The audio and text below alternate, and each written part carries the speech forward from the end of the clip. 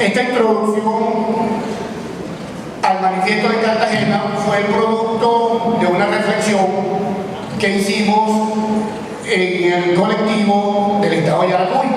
Nosotros todos los lunes nos reunimos y entre los espacios de esa reunión hacemos una discusión, una formación, un intercambio.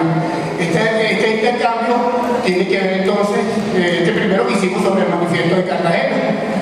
Como centro de formación tenemos siempre que debatir, aparte de discutir nuestras cosas normales. El manifiesto de Cartagena, hay que hablarlo de la parte, se inscribe dentro de un contexto coyuntural tanto nacional como internacional para la fecha.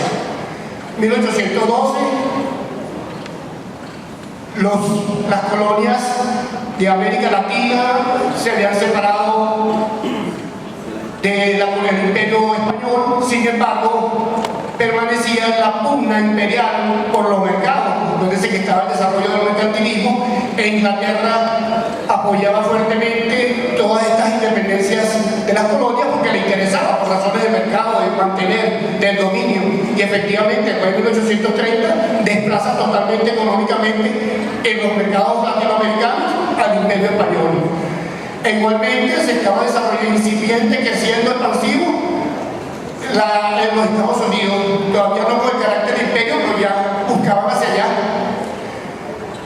Y dentro del contexto local, lo que se organizaron fueron milicias indisciplinadas que acabaron con el erario público, con la economía agrícola y sembraron odios y rencores en quienes producían, e igualmente sin adecuado conocimiento en el manejo de las armas, lo cual hizo posible que las tropas españolas arrollaran a las milicias republicanas. Bolívar hablaba de la improvisación, de milicias gastadoras de dinero, de derrochadoras de plata, del presupuesto, del erario, de creación de una moneda nacional que no tenía un billete, que no tenía sustento, de acabar con la economía agrícola.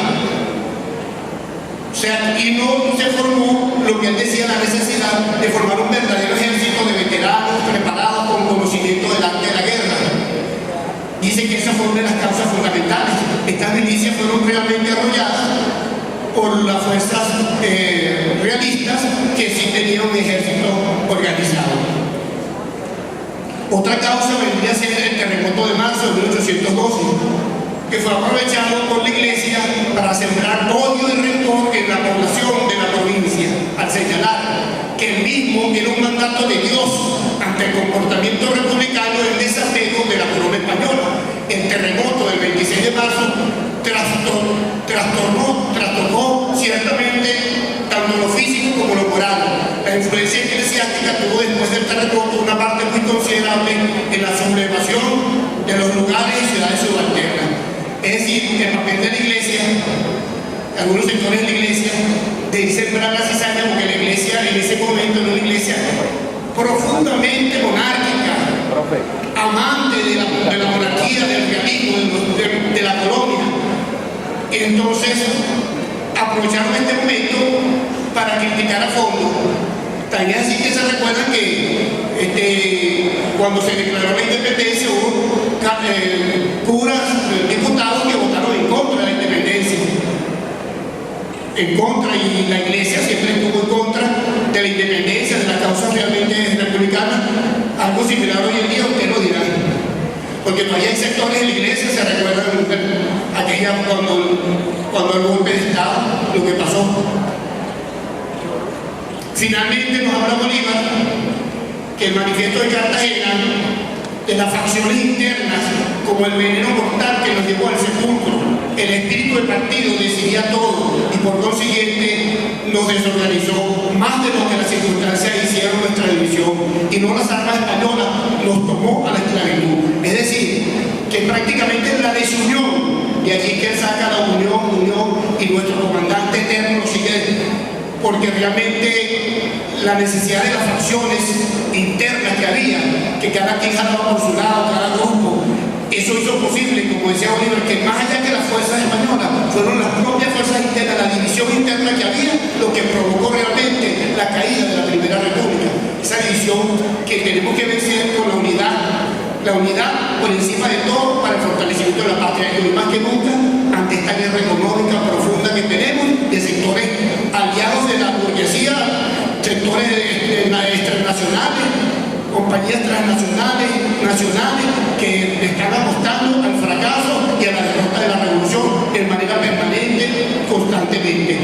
De allí el reclamo de la necesidad de unión de todos nosotros por encima de nuestras diferencias.